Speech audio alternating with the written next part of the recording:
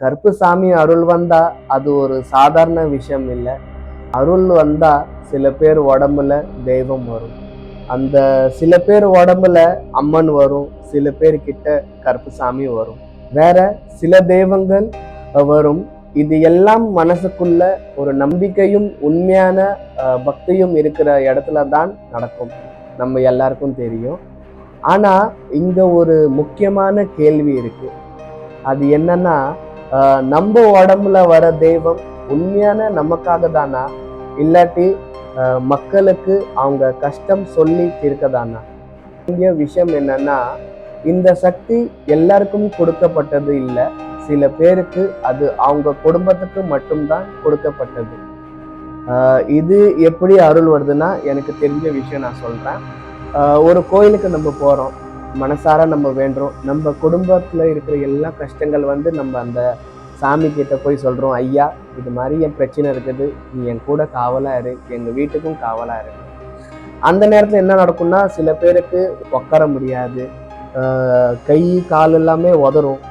So அந்த நேரத்துல நம்ம கோயிலுக்கு போக போக போக வீட்டுல வந்ததுக்கு அப்புறம் நம்ம பூஜை பண்ணும்போது திடீர்னு ஒரு எதிர்பாராத ஒரு சக்தி நம்ம உடம்புல வந்துடுது.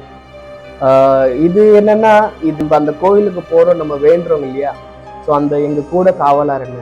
ஸோ அந்த காவல் தான் நமக்கு உடம்புல இருக்குது.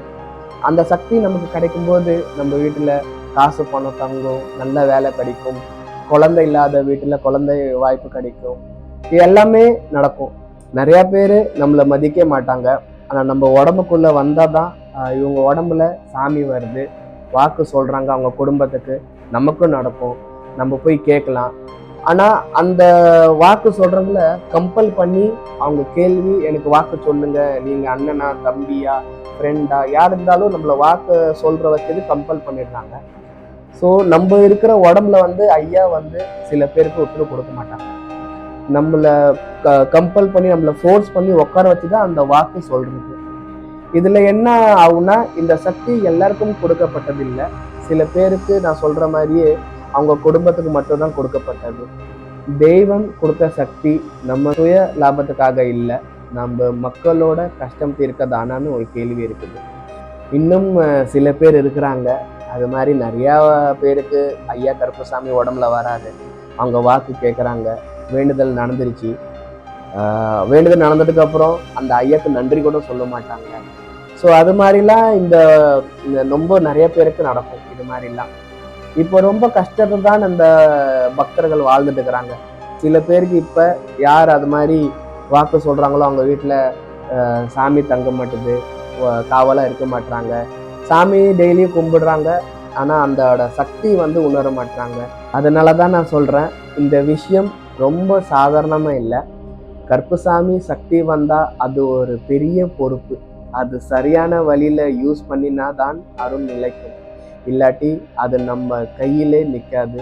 நம்ம கூட காவலாக இருக்கும், ஆனால் அந்த சக்தி உணர முடியாது.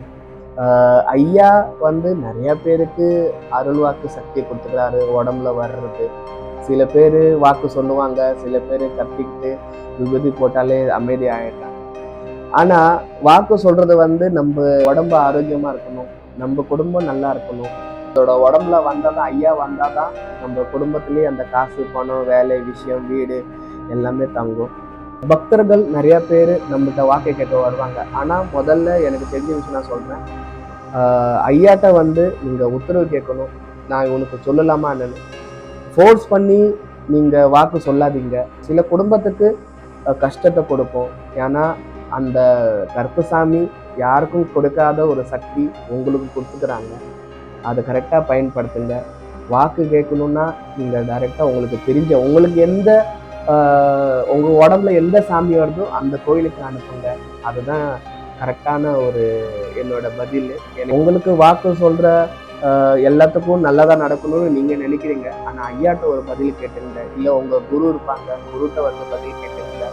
நம்ம உடம்புல இருக்கிற சக்தி தான் நம்மளை எல்லாமே மரியாதை கொடுக்குறாங்க, நம்மளுக்கு வந்து ஒரு பேரா கூப்பிடுறாங்க. அது எல்லாமே நமக்கு ஐயா கொடுத்த சக்தி தான்.